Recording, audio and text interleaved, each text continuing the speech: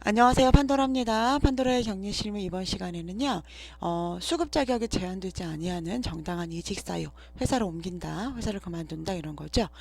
여러분들 그 어저께 제가 아니 어저께인가 그저께인가 제가 하면서 그 이직 확인서 그 쓰는 것 중에서 이제 그 어떤 내용들이 있는데 그 내용을 보면서 좀 제가 맞아. 그래도 내가 개인적으로 퇴사를 했어도 이 실업급여를 받을 수 있는 항목이 맞아 있었지 이런 생각이 들더라고요. 그래서 그걸 좀 찾아봐서 여러분하고 이야기 나눠보려고 하고 있습니다.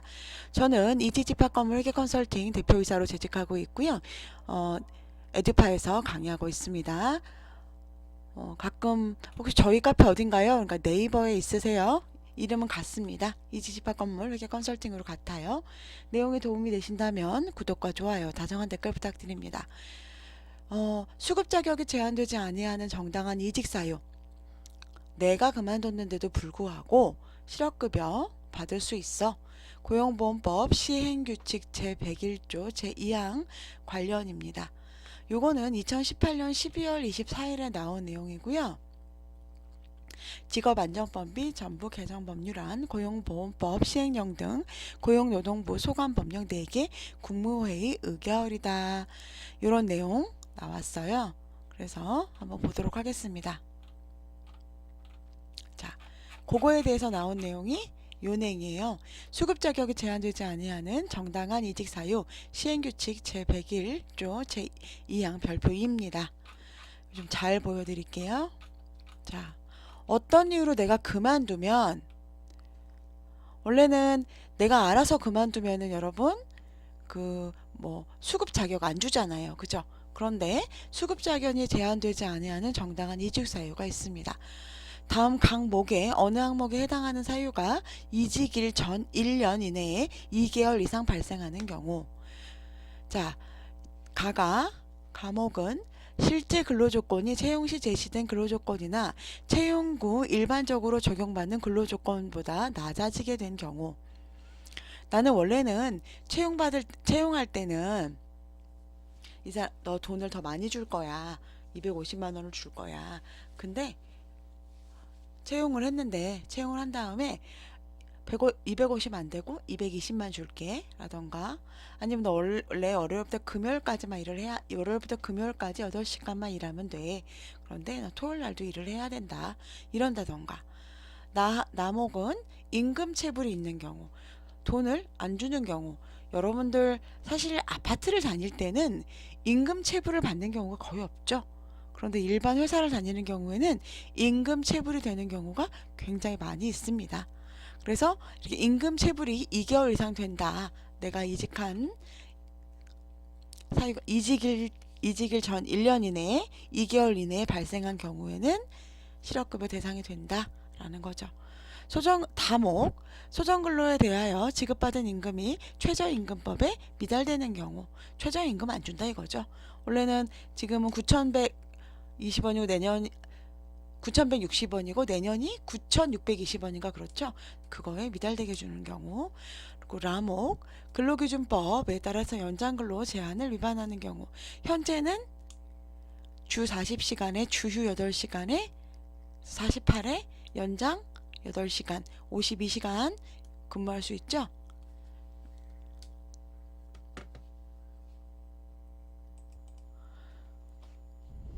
연장근로는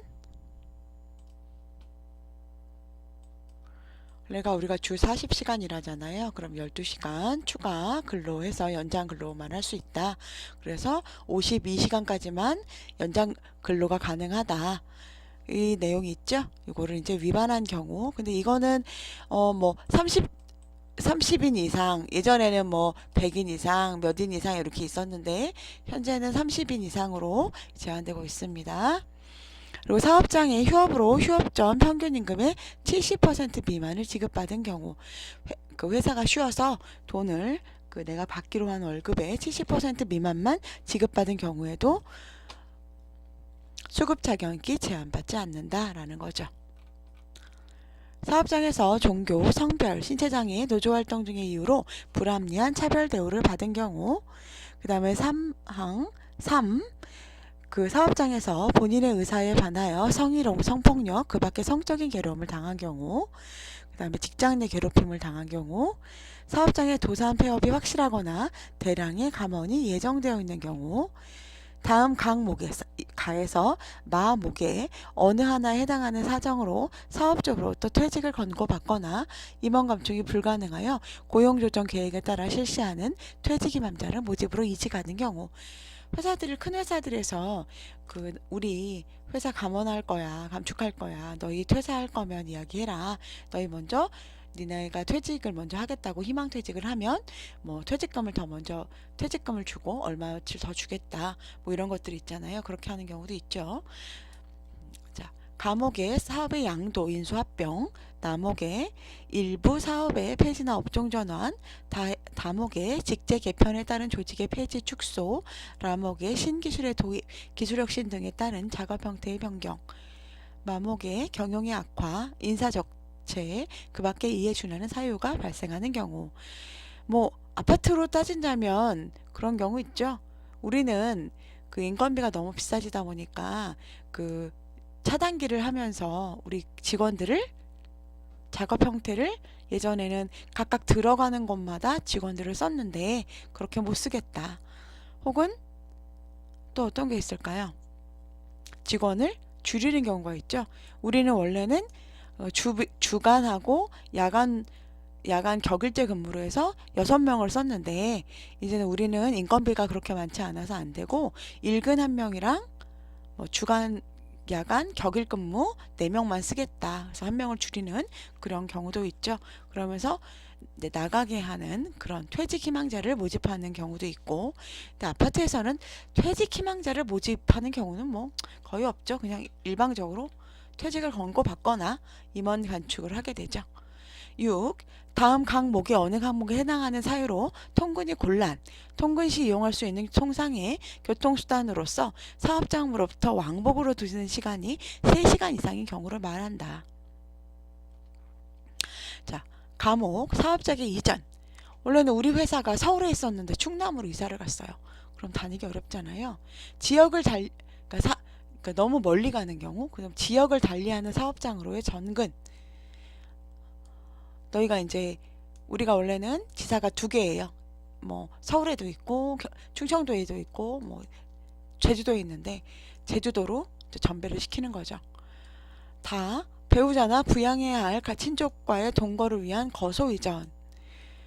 그러니까 우리 배우자나 이제 친족하고 같이 살아야 돼서 이제 내가 살 곳을 이전을 하게 된다. 그러는 경우 있겠죠. 라목, 그 밖에 피할 수 없는 사유로 통근이 곤란한 경우. 뭐 3시간 이상이라 그러는데 뭐 서울에서 대부분 3시간 아닌가요, 왕복? 그래도 이제 통근이 곤란한 경우 이렇게 얘기를 하는 것 같습니다. 7. 부모나 동거 친족의 질병 부상 등으로 30일 이상 본인이 간호해야 하는 기간에 휴업이나 휴직이 안 된다. 그러면은 가능하다 이거죠. 산업안전보건법 제2조 2호에 따른 중대재해가 발생한 사업장으로서 그 재해와 관련된 고용노동부 장관의 안전보건상의 시정명령을 받고도 시정기간까지 시정하지 아니하여 같은 재해 위험이 노출된 경우, 누가 다쳤는데 크게 다쳐서 중대재해가 발생을 해서 고용노동부에서 너희 그렇게 하면 안 돼. 이거는 이렇게 고쳐라. 뭐 3명 1인 2조로 해라. 2인 1조죠. 1인이 2명이 졸았어. 2인 1조로 너희는 꼭 해야 돼. 근데 사람이 부족하다는 이유로 1명만 계속 배치를 한다거나 이렇게 했을 경우, 그 재해 위험이 노출된 경우에는 시정기간까지 시정되지 않으면 나와도 된다. 체력의 부족, 심신장애, 질병, 부상, 시력, 청력, 촉각의 감퇴 등 피보험자가 주어진 임무를 수행하는 것이 곤란하고 기업의 사정상 업무 종류의 전환이나 휴직이 허용되지 않아서 이직하는 것이 의사의 소견서, 사업주, 의견 등에 근거하여 객관적으로 인정되는 경우. 이게 제가 어떤 경우를 봤냐면 저 아는 분이 3년을 근무를 했어요. 3년을 근무를 했어요. 근데 이분이 그러더라고요. 본인은 계약 만료로 된다 그러는 거예요. 그래서 제가 그랬죠. 2년이 지나고 55세 미만자인 경우에는 2년이 지나면 기간의 정함이 없는 근로자가 되기 때문에 너는 계약 만료가 안 된다라고 얘기했어요. 그랬더니 노동부에 물어봤는데 노동부에서 된다 그랬다는 거예요. 그래서 저한테 계약 만료 써달라고 그러더라고요. 제 전임자였는데 저 알았다. 그리고 제가 써줬어요. 됐을까요? 안 됐을까요? 안 됐겠죠? 그러니까 이분이 다시 우리 소장님한테 전화를 해갖고 뭐라 그러냐면 자기가 지하에서 우리 관리사무소가 여러분 지하에 굉장히 많죠. 지하에 근무를 하다 보니까 폐가 안 좋다. 그렇기 때문에 요거에 대해서 건강상의 이유를 써달라 이렇게 얘기를 했어요. 근데 우리 소장님이 저보러 써주래요. 알았다 그랬어요. 건강상의 이유로. 근데 이게 그냥 건강상의 이유를 써주면 그냥 되나요? 사실 어려워요. 그죠? 의사의 소견서나 사업주 의견서 등을 사실은 객관적으로 보내줘야 돼요. 그죠? 근데 이분은 운 좋게 됐더라고요. 제가 신기하다고 생각을 했어요. 뭐 다른 이유가 있나? 어쨌든 뭐 의사의 소견서가 있었나? 이런 생각을 좀 한 일이 있었습니다.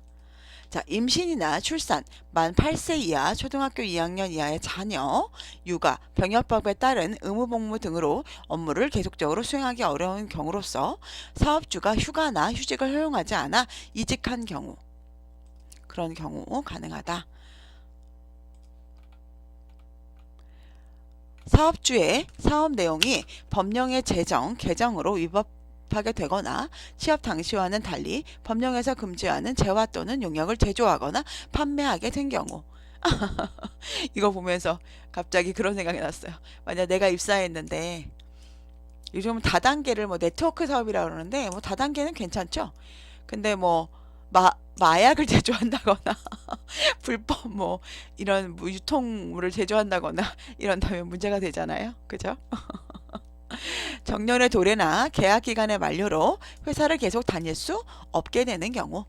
제일 좋죠. 계약 만료. 간단하죠. 정년. 그 밖에 피보험자와 사업장 등의 사정에 비추어 그러한 여건에서는 통상의 다른 근로자라도 이직했을 거라는 사실이 객관적으로 인정되는 경우. 이거는 일반적으로 뭐 블랙 기업이라고 하잖아요. 그래서 막 무조건 밤에 야근을 많이 시킨다거나 아니면은 뭐 급여가 너무 뭐 안 좋다거나 뭐 이런 여러 가지 뭐 여건들 있잖아요. 그래서 여기는 버틸 수 있는 사람이 우리 누가 봐도 객관적으로 여기는 버틸 수 있는 사람이 없어 라고 얘기하는 경우, 그럴 때 구직 급여를 수급 자격이 제한되지 않는다라는 이야기입니다. 여러분 그러면 그 실업급여 제한되지 않는다라는 겁니다. 이게 간단하게 여러분들께서 주 52시간 근무제 잠깐 한번 보고 넘어갈까요? 주당 법정 근로 시간이 예전에 68시간에서 52시간, 법정 근로 40시간과 연장 근로 12시간으로 단축된 거고요. 2018년부터는 300인 이상, 19년, 20년, 21년, 22년 여기에서 지금 현재는 30인 이상으로 알고 있습니다. 제가 원래는 이 노무 전문가는 아닌데요. 회계를 가르치면서 제가 노무도 같이 공부를 하다 보니까 회계랑 노무는 어차피 연결될 수밖에 없잖아요. 인사 노무는 연결될 수밖에 없잖아요. 그래서 제가 공부를 하다 보니까 제가 여러분들한테 좀 더 실무에 가깝게 설명할 수 있을 것 같아서 설명을 드립니다. 제가 노무 전문가는 아니에요, 여러분. 하지만 여러분보다는 공부를 좀 열심히 하고 있죠. 여러분께서 도움이 되셨다면 구독과 좋아요, 다정한 댓글 부탁드리고요.